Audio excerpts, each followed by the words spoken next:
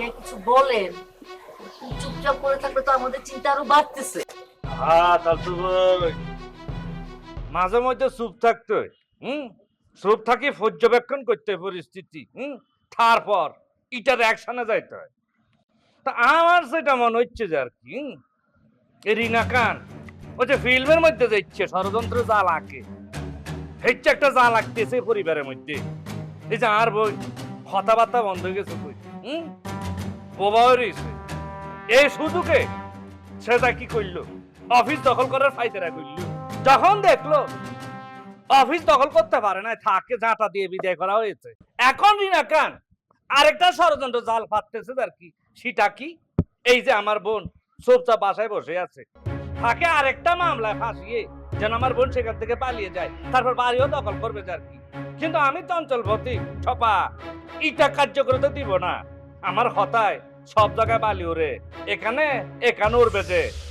এখন সে ভিন্ন রাস্তায় সে জাল ফাটতেছে। সে জাল কি, সে জাল হচ্ছে সে নিজের মেয়েকে লুকিয়ে রেখে ঘুমের নাটক সাজাচ্ছে যে আপনারা বাইরে থাকতে পারবেন না যে। তবে আমার রিকোয়েস্ট, আপনারা ভয় পাবেন না যে, অনড় থাকতে হবে যে, শক্ত থাকতে হবে যে, ভয় পাওয়া যাবে না যে। পিয়াই সাহেব শুনেন, আমার কথা শুনেন। এই রিনা খানের সাথে আমরা জীবনও পারবো না, এত গিরিঙ্গি বুদ্ধি আমাদের নাই।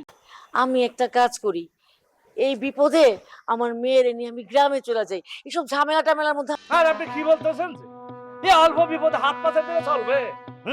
সামনে কত দীর্ঘ পথ আমাদেরকে পাড়ি দিতে হবে, আপনি এখন ভয় পাচ্ছেন যে? আমি তো বলতেছি কিছু হবে না। হ্যাঁ, ধৈর্য ধরেন যে, খালি যে চুপচাপ দেখেন যে কি করি আমি। এটা তুমি কি বললা মা? আমরা রিনা খানকে কেন ভয় পাবো? আর রিনা খানের ভয়ে আমরা কেন পালিয়ে যাব? আমাদের প্ল্যান করতে হবে, রিনা খানকে শায়েস্তা করতে হবে।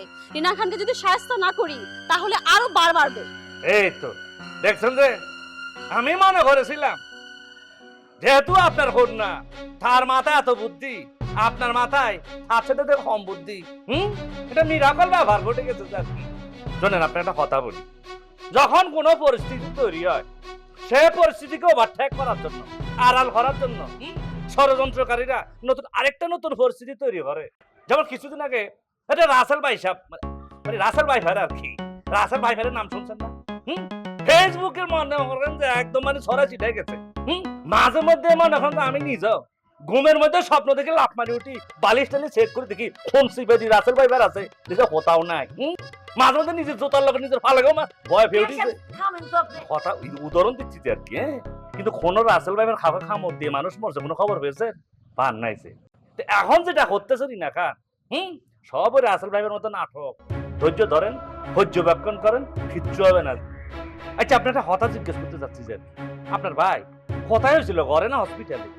মানে কোথায় জন্মগ্রহণ করেছিল, বাসায় নাকি হসপিটালে? কেন আপনি এইসব কথা বলতেছেন কেন? আর মিলতেছে না তো হিসাবে, ব্লাডের কানেকশন হচ্ছে না তো। আপনার যদি মার ফেডের রক্তের সম্পর্কের ভাই হইতো